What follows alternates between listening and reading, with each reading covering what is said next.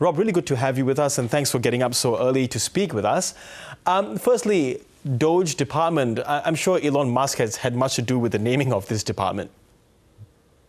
I'm sure he has too, but ultimately the mission of the department is very specific, and it's something that Elon Musk and Vivek Ramaswamy have had experience with in their business careers. It's making sure that government starts to run more efficiently and we stop having a bloated government that's wasting taxpayer dollars.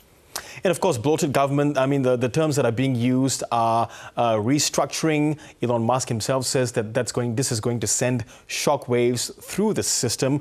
So this clearly points to big job cuts to a federal, federal employment workforce of 2.1 million. So how big a cut are we talking about, and which way will the axe swing? I'm not sure how big of a cut we are looking at yet, but we are definitely going to be looking at the elimination of some wasteful departments in the eyes of President Trump, Mr. Musk, and Mr. Ramaswamy.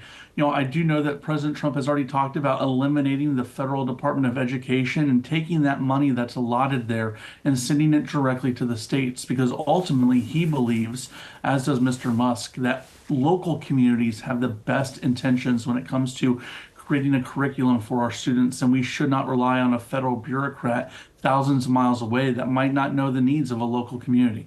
And how do you see Vivek Ramaswamy's role in this Doge department?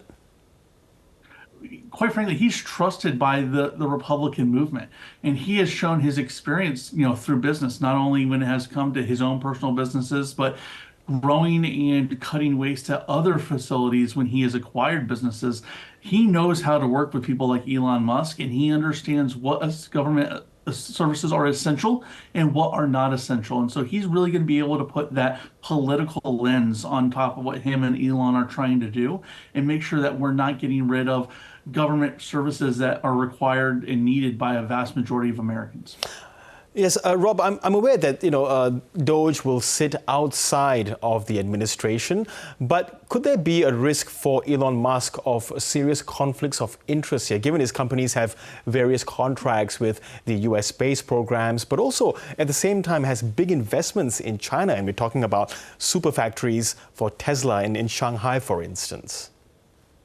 I really don't think so. Ultimately, Donald Trump is a master negotiator, and he has been able to use his experience on the world stage and in the business stage to make sure that the American interests are always put first when it comes to his presidency. When it comes to Elon Musk's business, though, like you said, the Doge, Department of Government Efficiency, will be outside of the structure of the government. And so as far as internal conflicts of interest, that's when the inspector generals come into play, making sure that there's no malfeasance happening. So I still trust our system, and I think that we'll be able to prevent any undue influence leaning towards Mr. Musk's way that isn't required or needed. And does Elon Musk possess multiple levers to be able to sort of influence US and China relations once Donald Trump comes into power? I'm not really sure how he's going to be able to manipulate those levers. I do know that Donald Trump obviously has a relationship with China, and we saw that in his last administration, that even though we were talking about some economic and some trade issues, ultimately we were on a stronger and better footing 4.5 years ago than we have been over the course of the last 4 years. Things with China have definitely gotten more stringent and more standoffish under a Joe Biden administration. And I think Donald Trump wants to bring us back into a more equal footing and probably a more of a little standoffish position where we're not going to be heavily reliant on China, and they might not need to be as heavily reliant upon us. Yes, and of course, one of the most critical and visible roles in any US administration is the Secretary of State that's going to be dealing now with two wars that are being fought at the moment. Is Marco Rubio likely to get the call from Donald Trump, as what's being suggested in media all across the US?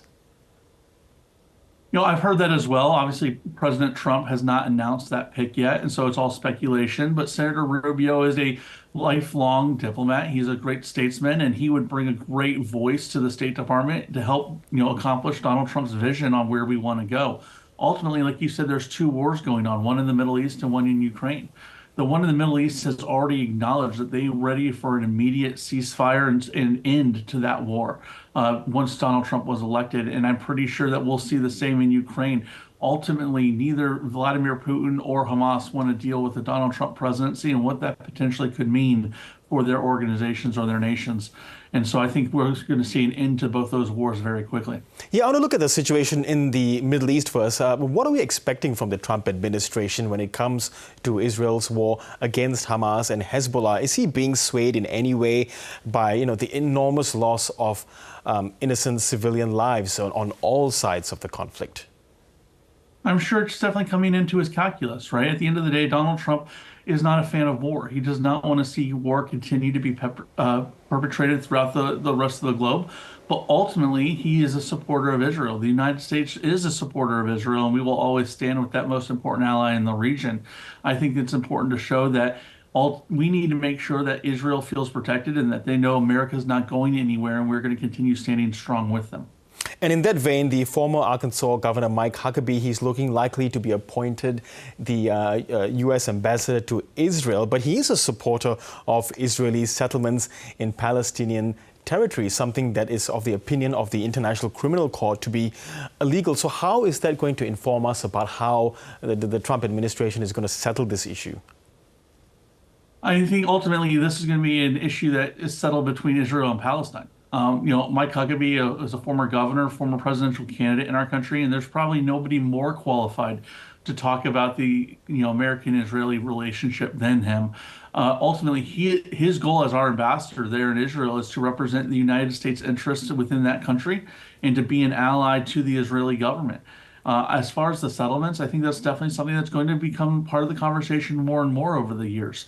But Donald Trump has proven, if not time and time again, that he's a master negotiator, and he's going to find something that's equitable on both sides that can once again bring peace to the Middle East and harken back to those Abraham Accords that he was able to get signed towards the end of his first administration. And I want to turn our attention, Rob, now to the war in Ukraine, this protracted conflict.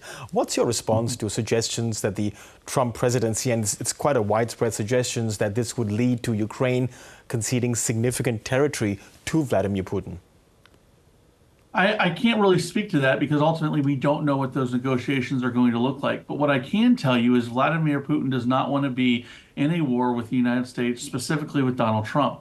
This ultimately is against Russia's interests, and it's very clearly against the United States' interests.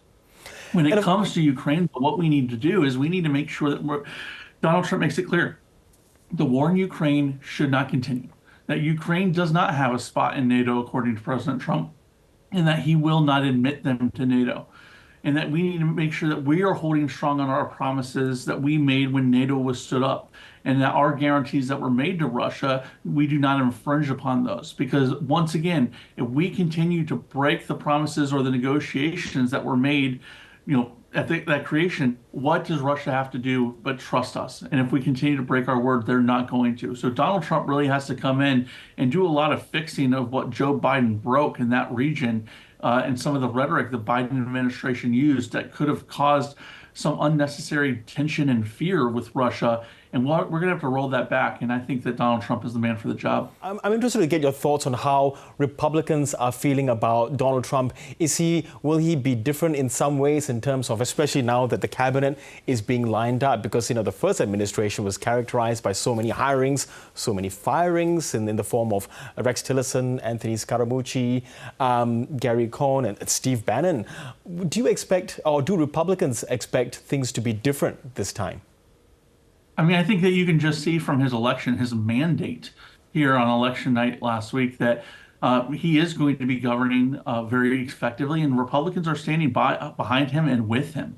Ultimately, Donald Trump's in a more unique position this go-around than he was 8 years ago because he's been in the Oval Office before. He understands what it takes to run this government and to make it more efficient. And I think that only empowers him and puts him in a stronger position to make some strong decisions up front and position the government to be more effective on day one rather than potentially on day 35 or day 60 as he's still getting his feet under him in his first administration. So no, I think Republicans support the president. His mandate showed that Americans support the president. And I think we're going to see some great changes here in the United States under his leadership in the first 100 to 180 days.